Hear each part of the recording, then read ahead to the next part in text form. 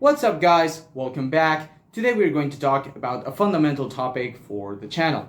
As you know, your boy is a home gym enthusiast. I believe that if you want to make fitness a lifelong pursuit of yours, then you should invest in a home gym. It's going to be better for consistency because you don't have to go to the gym. It's going to be better for enjoyability because you can customize your own environment to suit your needs and taste.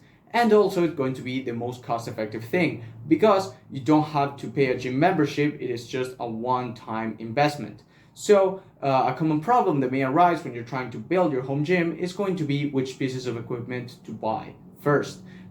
This is going to vary depending on your experience level. It's going to vary also in your budget, and depending on these factors, you're going to be inclined towards one piece of equipment compared to others. So to help you guys with this, I have compiled a list in chronological order and also taking into account experience level and budget, in which I'm going to give you basically which pieces of equipment to buy to get the most out of them and also to get the most from the least cost. So with that in mind, we can begin.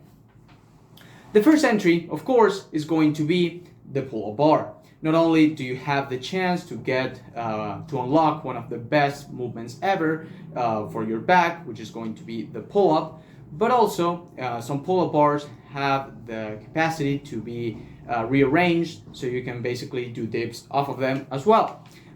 You basically get a pull-up and dip station. Now, in terms of pull-up bars, I am going to advise to not get the ones you put under door frame, but to get the ones you attach either to a wall or to your ceiling. If you want something to just have as a toy, then yeah, then fucking get the door frame ones and you can do pull-ups every full moon or whatever. But if you're serious about this and you want to consistently work out and get fucking jacked, get the ones you put on your wall. It's going to be way more durable and it's going to last you a lifetime basically. And later it's going to allow you to attach stuff like rings, TRX and stuff like that. So the first thing is the pull-up bar, sorry. The pull-ups, you can do a lot of variation with those. You can do neutral, supinated, and pronated. You can do close neutral, close supinated. You can do wide grip pronated. And I believe that wide grip pull-ups, chest to bar, I mean going as wide as you can go, is basically the best pull-up variation you can do. It has a low technical demand and it's just straight up pure brute force. Later, as you get more advanced, if you want to, you can also add in weight or you can do one-arm chin-up variations. Also, it allows you to later attach rings and do even more variations for the pull-ups. Now, in terms of the pushing muscles, the dip station pull-up bars are going to allow you to do basically the upper body squat. It's going to work the shoulders, the triceps, and the chest tremendously, and it's going to develop them like crazy. Now, if you don't have access to this type of pull-up bars and you just have a straight up vanilla pull-up bar, if you will, and you can only do pull-ups, then worry not, because you can still do what I believe is the best chest exercise, even better than bench press, the push-up. The push-up, you can have a lot of variations. You can do diamond, close grip, wide grip. You can do pike push-ups, decline push-ups, incline push-ups, pseudo planche push-ups, handstand push-ups. You have so many variations to choose from, and whoever tells you that push-ups are easy is because they haven't actually learned to push themselves with bodyweight training. By now, you probably know this if you follow me on the channel. So, get first a pull-up bar and you basically are covered in terms of upper body. In lower body, you're probably going to be lacking the hamstring department, but you can solve this if you have a way of doing Nordic curls. And also in terms of quads and glutes, you can do your pistol squats, you can do your shrimp squats, your CC squats, and also you can do plyometrics, prisoner style workouts like Alpha Destiny does. And that way you ensure you get proper leg development. You just have to learn to push yourself with bodyweight training. It's going to be grueling, it's going to be very fatiguing and very cardiovascularly demanding, but it is doable to achieve a lot of leg size with just high rep bodyweight training. So that's the first step, get a pull-up bar and you're basically covered for most of your novice stage.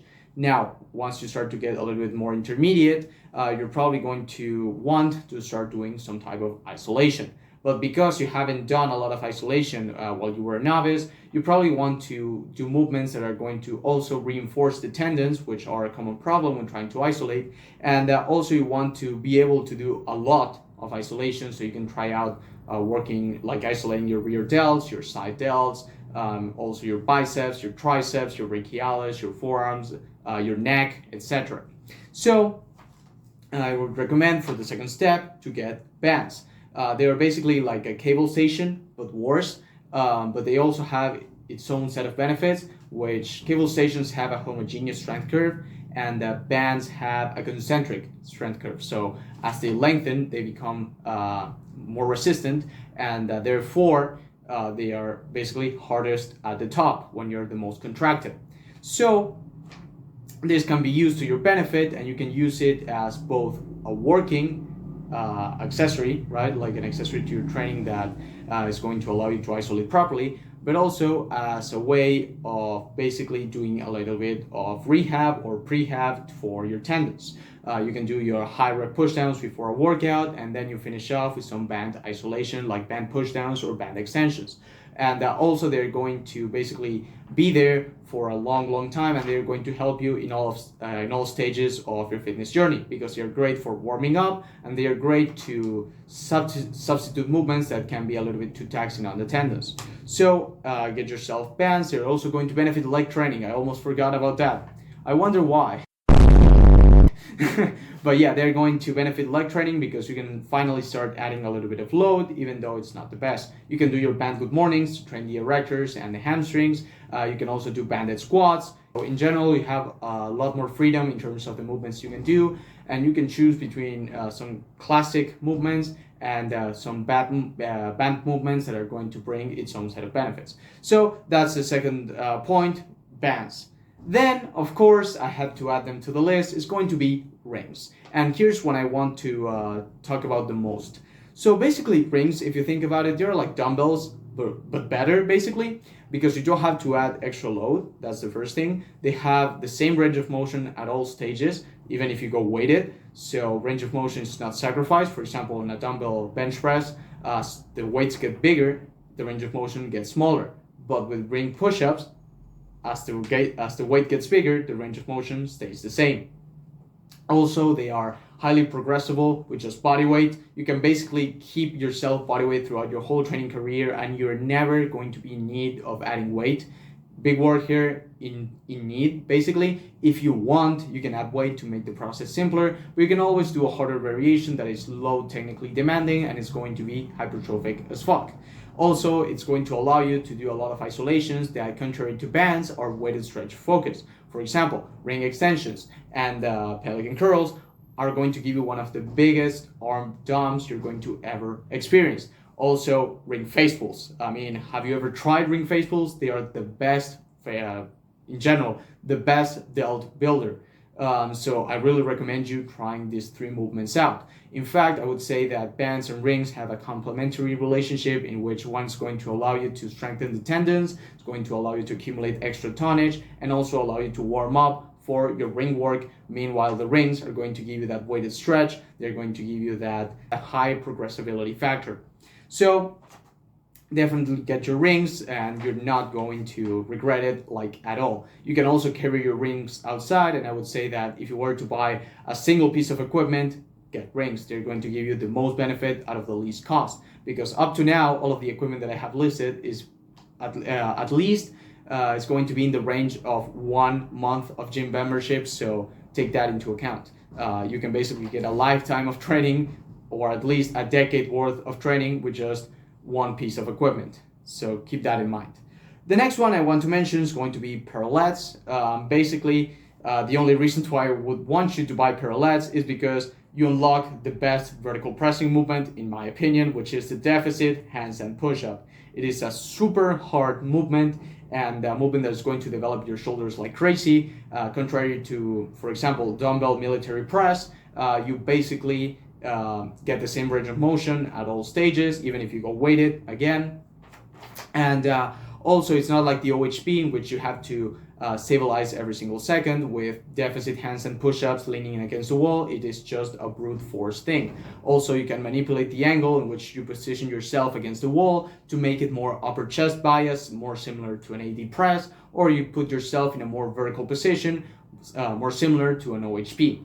So with that, you get a movement that is going to be very versatile. Also, you can do regressions of ring push-ups, which is going to be deficit push-ups, straight bar dips. By the way, if you have tried ring dips, you know how difficult they are. So again, I don't want to hear any excuses of bodyweight training being too easy, okay? But going back to the parallettes, you're going to be able to get a downgraded version of the ring movements, but that's a good thing because sometimes you want to go a little bit higher on the reps, and especially if you're on the taller side, you might even prefer to do your fixed bar work compared to your ring work. So that's always something to keep in mind. The next one I want you to buy, and this one's going to be the first big investment, I would say, in my opinion, is going to be buying barbells and or dumbbells, depending on your budget, and plates, of course, to load the movements. Of course, the reason to this is because you're going to be able to train your legs properly for the first time. You're going to be able to do your good mornings. You're going to be able to do your Bulgarian split squats. You're going to be able to do your regular ass barbell squats if you dare to do it without a rack. You can do your barbell rows. So basically, you unlock erector work, you unlock the hinges, and you unlock some leg movements. And if you want to risk it, you can unlock basically the barbell squat as well. So this is a huge step up for your training. Also the plates, you can use them to train your neck. You can basically put it on your head, and you can either buy a neck harness, or you can again put it on your head, lay against a bench and or a chair or whatever you have, and do your neck curls and neck extensions.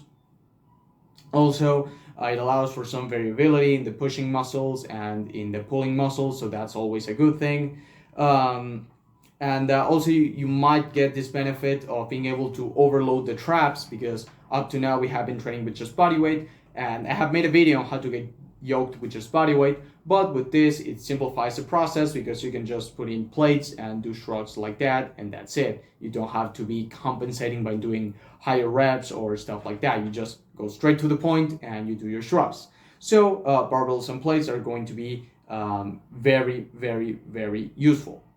Then once you have enough money, you can buy yourself a cage rack, which is going to provide the safety aspect in terms of you're going to finally be able to do your more risky movements, like your, for example, like your barbell squats, like a little bit heavier good mornings, your front squats and stuff like that. Also, once you get a bench, you are going to be able to do your bench press, but I would rather see you buy a rack first. Also, because the racks are very durable and they can withstand a lot of weight, you can start doing very heavy weighted pull-ups. Imagine trying to do 3 plates with a pull-up bar that is attached to your wall. It's not probably going to be that safe at all. So it's better if you do your pull-ups from then on a rack, basically. I would recommend you keep it as bodyweight as you can, or as light as you can on the wall pull-up bar, and once you can afford a rack, then you can start going pretty heavy.